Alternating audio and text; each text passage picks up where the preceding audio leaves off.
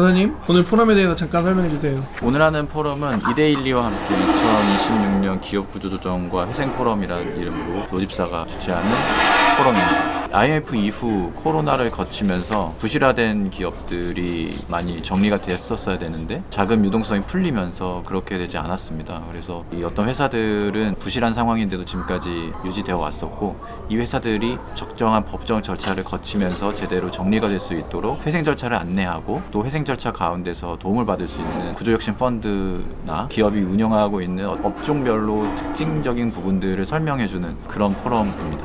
오늘 스피커로 참여했는데 오늘 발표 주제는 어떤 걸 발표하시나요, 변호사님은? 저는 발표를 하진 않고요. 저는 전반적인 이제 사회를 보게 됐고, 기본적인 것들은 패널분들 좀 설명을 좀 드리고, 그 다음에 마치고 나서 청중하고 패널들 사이에 Q&A 시간들에 진행하는 그런 역할들을 맡을 것 같습니다.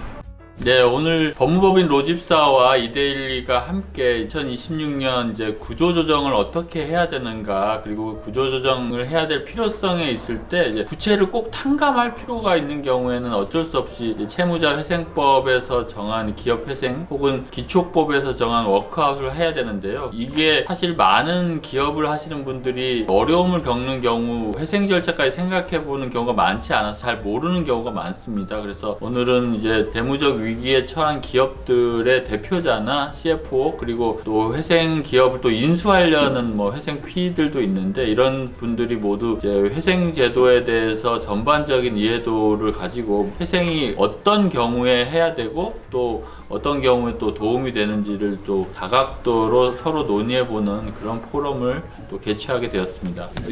귀중한 자리에 참석할 수 있는 기회를 주셔서 너무 감사드리고요. 한 3시간 동안 너무 유익한 정보와 말씀 듣고 가게 되는 것 같습니다. 계속 이 포럼이 더욱더 활성화될 수 있도록 저희도 응원하겠습니다. 감사합니다. 일단 이렇게 좋은 기회 주셔가지고 저도 제가 경험했던 거를 전달할 수 있어서 좋았던 것 같고, 제가 주로 하는 분야뿐만 아니라 다양한 분야에 여러 가지 정보들을 얻을 수 있어서 좋았던 것 같고요. 앞으로 이런 좀 포럼이 계속 잘 알려지기도 하고 커 나가면서 저희뿐만이 아니라 이제 많은 회사들에도 도움이 될 수 있는 그런 자리가 계속 됐으면 좋겠습니다. 감사합니다. 로집사와 세연회계법인의 포럼 다시 한번 축하드리고요. 회생과 워크아웃 등 전반에 대해서 아주 좋은 정보 얻을 수 있는 유익한 시간이었습니다. 고생 많이 하셨습니다. 더욱 번창하시기를 기원드립니다. 네, 오늘 좀 포럼 어떠셨나요? 실무 경험 많은 분들 말씀 들어서 다양한 방면으로 도움이 많이 되는 것 같습니다. 다음에 포럼은 또 다시 참여하실 의향이 있으신가요? 반드시 참석하겠습니다. 네, 감사합니다. 오늘 고생 많으셨습니다. 오늘 회생 관련된 이제 컨텐츠가 너무 좋은데 생각보다는 많이 못하는 아쉬운데요. 전국에 있는 좀 큰 사업자들 중에 또 많이 어려우신 분들, 그러니까 어렵지 않더라도 위기가 왔을 때 어떻게 해야 될지에 대해서 솔루션이 없는 분들은 꼭 이걸 찾아오셔서 혹은 온라인에서 그런 전략을 다운로드 받으셔가지고 한번 생각해 보시면 좋겠습니다. 네, 안녕하십니까. 방금 소개받은 법무법인 로집사 이정현 변호사입니다. 이렇게 추운 날에 또 이렇게 참여해 주셔서 진심으로 감사드립니다. 2026년 구조조정의 필요성과 회생파산 제도라는 제목으로 저희가 준비를 했습니다. 그래서 대표님이 보통 선택할 수 있는 길을 한 시나리오로 보면 한 3가지 정도로 이제 좀 나눠볼 수 있다고 봅니다. 드리기 전에 저희 캔코를 잠깐 설명드리겠습니다. 캔코는 그 한국자산관리공사 설립에 관한 법률에 따라서 설립됐고, 저희가 이제 여러 가지 세션들을 진행하면서 반복해서 드렸던 말씀 중에 하나가 골든타임이라는 것이었습니다. 그리고 또 저희가 오늘 나눠드리는 가이드북을 보게 되면 이 자가 진단표 같은 것들이 있는데 여러 가지 이제 위기 신호들에 대해서 말씀을 드렸습니다. 대표님께서는 회생법원에 계시면서 회생 사건을 수임하시면서 많은 기업들을 보셨을 텐데, 경영하시는 분들께서 이 신호만큼은 절대 무시하면 안 된다 라고 할 만한 골든타임을 측정할 수 있는 그 최후의 마지노선이라고 생각하시는 게 있는지, 그게 언제라고 생각하시는지 말씀해 주시면 감사하겠습니다. 일단 기업하시는 분들은 이제 매달 이제 급여하고 이제 아마 이제 자금 수지를 맞춰 보실 텐데, 드라마틱하게 이거 이번 달 엄청 힘들겠다 했다가도 또 잘 넘어가고 그런 경우가 많으실 거예요. 사실 위기가 좀 재무적인 위기가 와도 이상하게 좀 잘 어찌 보면은 해결된 경험이 많으시기 때문에 보통의 대표이사분들이 이제 회생에 들어가서 이제 얘기를 듣다 보면은 대부분의 경우는 통상의 그 경험으로 봐서 본인이 해결하고 이 이 시기만 넘기면 다시 또 원상포가 되지 않을까 뭐 이렇게 생각을 하시는 게 많은 것 같더라고요. 그래서 주변에서 사실은 어떤 위기가 왔을 때 사업하시는 분들이 본인 회사가 위기다라는 말을 할 수가 없잖아요. 이게 신용의 문제가 생기기 때문에 본인이 혼자 끙끙 앓을 수밖에 없는데, 제가 생각하기에는 저는 본인은 알고 있는데 인정하기 싫다라고 생각을 하거든요. 그래서 급여가 지급이 어려울 것 같다라고 생각이 드는 순간 이미 이제 그것도 늦은 때라고 생각이 돼요. 다음 달 급여가 걱정이 된다라고 하면은 이제 바로 전문가의 상담이 필요하다. 회생을 그때 바로 해야 된다는 게 아니라 전문가의 상담을 받고 자금 스케줄이라든지 자산 매각이라든지 이런 거에 대해서 위기에 대한 어떤 전략을 가지고 있어야 되거든요. 근데 전략을 안 가진 상태에서 마구잡이로 하니까 나중에 회생을 가기도 어렵고 회생을 가서 꼭 써야 될 필수적인 비용도 없는 경우가 되게 많습니다. 그래서 저는 뭐 골든타임이라고 하는 거는 뭐 상시적이다. 어찌 보면은 위기가 오기 전에더라도 만약에 매출이 뭐 10% 떨어졌을 때 시뮬레이션을 해봤을 때 버틸 수 있나 없나 이거를 좀 생각을 해보고 그때 어떻게 해야 되는지를 전문가하고 한번 상담해서 가지고 있는 게 중요하다. 그리고 그게 딱 뭐 매출이 10% 하락이 됐거나 20% 하락됐을 때 전문가의 상담 받아보시는 게 좋을 것 같고, 그게 오히려 싸게 먹힌다. 그래서 골든타임은 일단 두 가지인데, 하나는 상시적으로 이 건강검진 받는 거와 동일하다. 건강검진을 받아보시고 그 건강검진에서 이제 전문가가 아마 얘기를 할 거예요. 이 기업에서는 이 정도면 좀 위험합니다라고 생각을 해보십시오라고 아마 그 기준을 줄 거고요. 그 기준이 왔을 때 이 재무 위기를 탈출할 방법에 대해서 상담을 해보시고, 거기서 아마 자력으로 하는 경우 뭐 이런 경우 아까 말한 여러 가지 경우의 수를 쭉 했을 텐데, 그게 뭐 시장에서 충분히 자금 조달이 되면 상관이 없겠죠. 그래서 일단 모든 기업이 일단 한 번은 뭐 위기가 왔을 때 어떻게 하는 전략을 가지고 있어야 되지 않나 이렇게 생각을 해봅니다. 한 가지만 더 질문을 드려보겠습니다. 구조조정 방식을 선택할 때 이제 많은 대표님들께서 이제 경영권을 어떻게 유지할 거냐, 유지할 수 있느냐 이런 것들이 많이 관심을 가지시는데, 회생 같은 경우는 원칙적으로는 기존 경영자가 이제 관리인이 되는데 예외적으로 이제 제3자가 관리인이 돼서 기존에 있었던 대표님이 경영권을 유지 못하시는 경우들이 발생하지 않습니까? 법원에서 보시기에 제3자 관리인이 선임이 돼서 기존 경영진을 배제하는 결정을 내리시는 사유들이 좀 이 대표적인 것들이 어떤 게 있는지 말씀해 주시면 감사하겠습니다. 사실 제3자 관리인 선임이 가장 중요한데요. 예전 같으면은 이제 보통 법무법인은 회생 개시 결정까지만 수임하는 경우가 되게 많습니다. 그래서 대표자가 관리인이 되면 본인이 다 성공했다라고 해서 하는 경우가 많은데, 지금은 인가까지 다 이제 법무법인에서 다 이제 원스톱으로 해드리는데요. 제3자 관리인 선임 가능성이 많아지면 많아질수록 회생 사건은 안 들어옵니다. 그렇기 때문에 회생법원에서도 그런 걸 고민을 많이 해서 이제 제3자 관리를 하는 것을 극히 조심하려고 하고 있고, 문제가 있다고 하더라도 공동 관리인을 하려고 하는 경향이 많습니다. 그냥 제3자 관리는 안 할 것 같은데 하는 순간 그냥 회사가 완전히 넘어가 버리는 거거든요. 그래서 통상의 경우에는 업무상 횡령 배임으로 뭐 기소 정도가 되지 않으면 법무법인에서 의견을 잘 하면 제3자 관리인을 하는 경우는 많지 않다, 이렇게 볼 수 있습니다. 근데 막연하게 그냥 뭐 채권자들이 제3자 관리인을 강력하게 이제 밀고 있는데 그거에 대해서 아무런 대응도 없이 뭐 소명도 없는 상태에서 갔다가 제3자 관리인이 되는 경우가 있는데, 그거는 이제 대응을 잘못했다라고 생각을 하고요. 일단 수사를 받고 뭐 회사에 손실 끼쳐서 뭐 기소 정도 되지 않는다면 법무법인에서 잘 대응해서 제3자 관리인을 막을 수 있다라는 게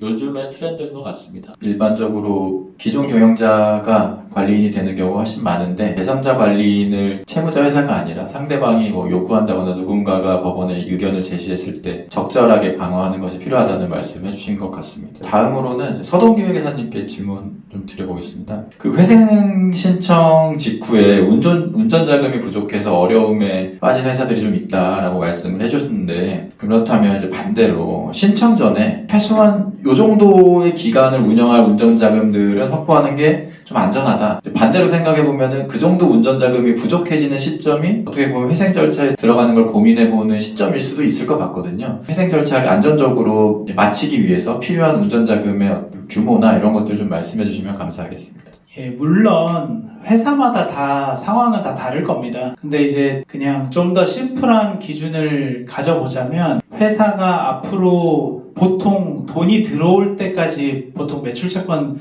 발행하고 나서 60일, 90일 이런 정도가 있어야지 돈이 들어오거든요. 그러면은 적어도 60일, 90일 전까지는 돈이 안 들어오는 상황을 가정해야 된다고 봐요. 그러면은 2달에서 3달 정도는 내가 이제 돈이 안 들어와도 그 원재료랑 인건비는 나갈 정도까지는 확보가 되는 게 가장 이상적이다라고 봅니다. 그러려면은 보통 이제 한 달에 들어가는 원재료비 정도는 어느 정도 그 회사가 예상이 가능하거든요.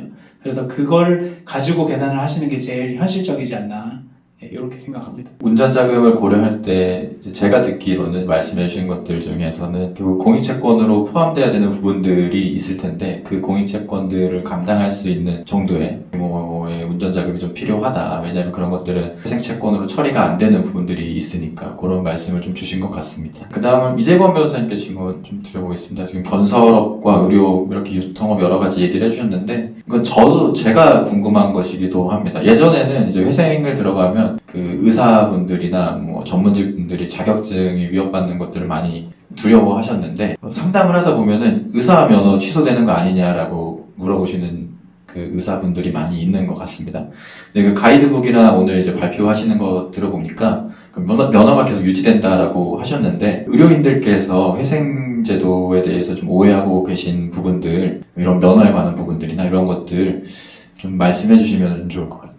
네, 실제로도 이제 저희가 상담을 해보면 이제 의료인들께서 가장 많이 머뭇거리시는 이유 중에 하나입니다. 예를 들어 이제 회생이나 파산에 들어가게 되면 의사 면허를 박탈되는 거 아니냐, 아니면 병원이 영업정지 상태에 올 수도 있는 거 아니냐 라는 얘기를 하시는데요. 이제 그렇게 많이들 생각하시는 원인이 궁금해서 저희도 이제 상담하고 하실 때마다 어디서 그런 얘기를 좀 들으셨냐라고 얘기를 해보면, 예전에 의료법이 개정되기 전에 이제 의사들의 이제 파산 상태나 이런 것들을 이제 면허 취소 사유 같은 것으로 이제 규정을 해놓은 경우가 있었는데, 근데 이제 개정이 된 지도 이제 상당한 시점이 지났습니다. 이제는 그래서 회생이나 파산 절차에 신청하거나 아니면 개시 결정이 났다는 사실만으로 이제 면허가 취소된다고 보기는 어렵고, 다만 이제 그럼에도 불구하고 아까 말씀드렸던 것처럼 금고 이상의 형을 받거나, 그러니까 사기 회생이라든지 아니면 다른 강제집행 면탈을 하게 된다든지 이런 식으로 해서 형사처벌을 받으면 이제 그거는 의료인 결격 사유에 해당할 여지가 생기기 때문에 그런 점들을 좀 주의를 하시면 되고, 혹시나 이제 면허 박탈 사유 때문에 고민을 하고 계시다라고 한다면 그거는 그렇지 않다라고 좀 단언해서 말씀을 드리겠습니다.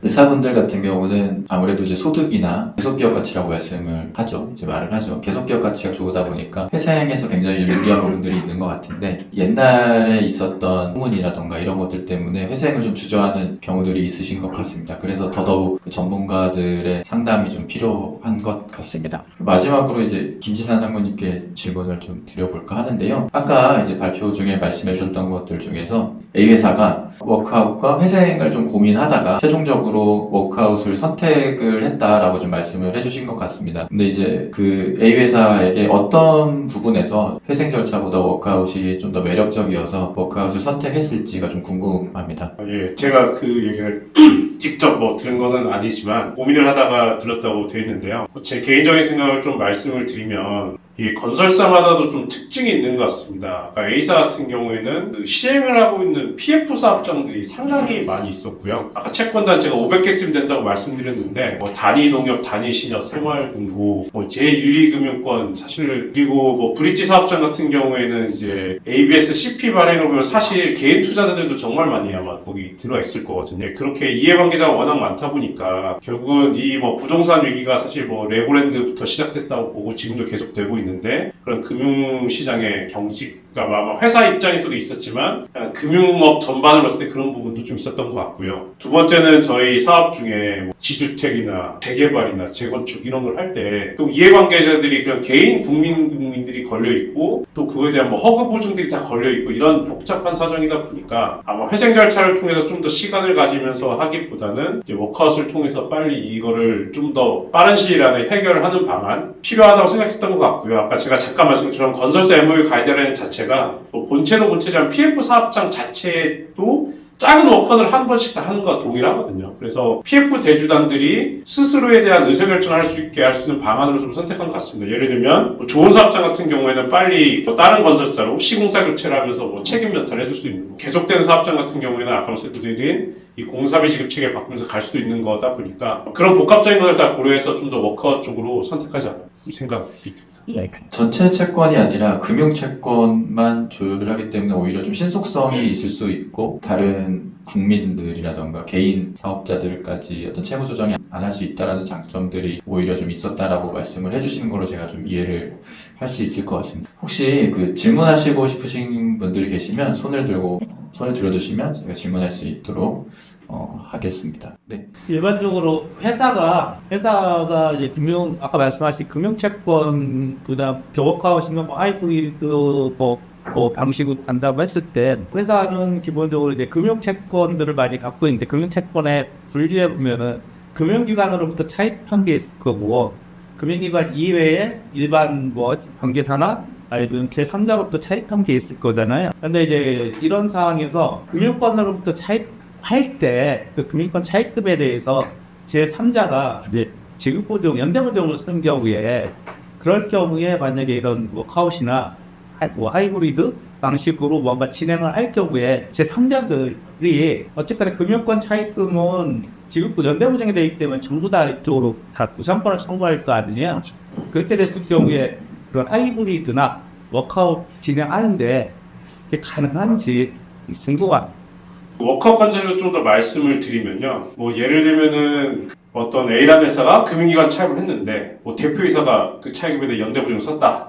뭐 이런 케이스가 있을 수도 있고요. 아니면 차입을 했는데 또 다른 금융기관이 보증기관이 보증을 써줄 수 있는 경우도 있을 것 같습니다. 그러면 저희가 이제 채권 신고를 할 때는 그런 부분에 대해서 다 먼저 이제 채권 신고를 받는데요. 금융채권자 의결권을 부여할 때는 뭐 그거를 각각 다 중복해서 하기보다는 실제로 그냥 주채권이 발생이 될 거냐 아니면 이런 보증 채무가 이행이 될 거냐라는 판단을 해서 의결권을 주게 돼 있거든요. 근데 이제 아까 말씀드린 것처럼 대주주의 연대 보증은 사실 생각해보면 워크아웃에 들어오는 아까 책임을 져야 되는 멤버 중에 하나이기 때문에 그건 당연히 대주주의 보증이 아니라 그냥 채권자라고 보게 되는데 외부회가 보증해주는 경우 가장 대표적인 게 그 금융기관이 보증을 해준 공모사채 같은 케이스들이 있습니다. 예를 들면 공모사채 500억을 발행했는데 보증기관이 A은행이다 그러면 저희는 의결권을 A은행에다 부여하고 실제적으로 A은행이 그걸 떠안아가지고 채권자로서 역할을 하게 돼 있거든요. 그런 식으로 저희가 채권자 신고를 받고 의사결정을 하고 그 다음 진행하는 게 일반적이긴 합니다. 자세히 아마 내일 말씀드릴 수 있을 것 같은데 기본적으로는 이제 보증선 분, 연대보증을 쓴 분에 대해서는 이제 주채무가 회생 들어갔다고 해가지고 바로 즉각적으로 하는 경우가는 많지는 않고요. 주채무의 회생에 들어가서 본인들이 어떻게 될지를 조금 조사하고 연대보증 채무자의 자산이나 이걸 조사하고 하는 시간이 걸리게 됩니다. 그래서 좀 텀이 있다. 그리고 그거는 결국에는 회생 절차가 진행되는 과정에서 그 연대보증인이 어떠한 입장을 취하느냐에 따라 다릅니다. 그래서 금융기관이 바로 그 즉각적으로 기한이익 상실 사유가 발생했다고 해서 연대보증인에서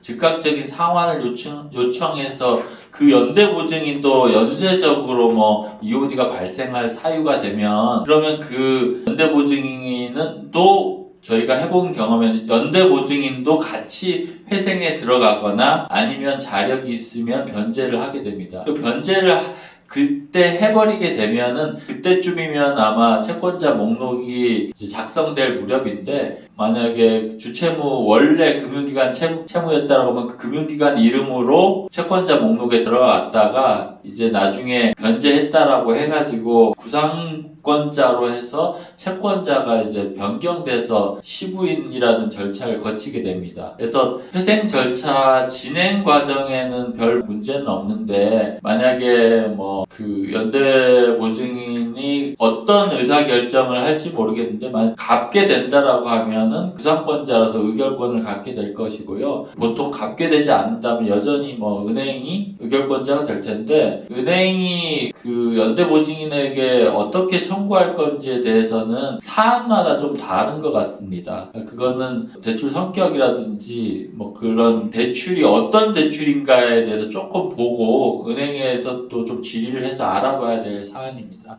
그러면은 이제 이것으로 이제 2026년 기업 구조조정과 회생 포럼 이데일리와 로집사가 함께 준비한 행사는 순서는 모두 마쳤습니다. 오늘 저희가 말씀드렸던 내용들이 여러분의 어떤 기업이나 기업의 제도약이나 구조조정의 어떤 나침반이 되면 참 좋을 것 같습니다. 늦은 시간까지 열심히 들어주셔서 감사합니다. 이것을 마치도록 하겠습니다.